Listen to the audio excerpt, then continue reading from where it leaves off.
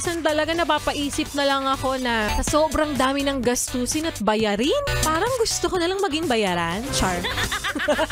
Ang dami mo naman kasing pinapasok. Ang dami mo naman kasing racket na pinapasok, pinupuntahan, tinatanggap. Alam mo kung sa bagay, hindi naman kita masisisi sa part na yan. Dahil ang daming gastusin, ang dami mong responsibilidad, ang dami mong binabayaran, tapos lahat nagmamahal na.